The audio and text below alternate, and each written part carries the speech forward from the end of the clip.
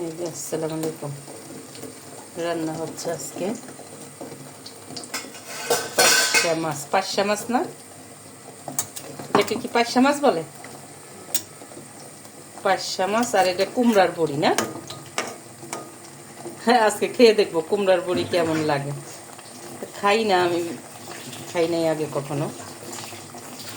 তো অনেকে আমাকে একজনে গিফট করছে, বলছে খুব মজা নাকি কুমড়ার বড়ি। তো আমি আজকে কুমড়ার বড়ি দিয়ে টমেটো দিয়ে পার্শা মাছ দিয়ে রান্না করতেছি। আলহামদুলিল্লাহ, এটা আমি দেখবো কেমন হয়। এই মাছটা অবশ্য খুব মজা, টেস্টি। আর হয়ে গেছে অবশ্য, ধইনা পাতা দিয়ে দিছি। আমার গাছের ধইনা পাতা, এটা বিলাতি ধইনা পাতা, আমার ছাদ বাগানের। তো সবাই ভালো থাকেন, সুস্থ থাকেন।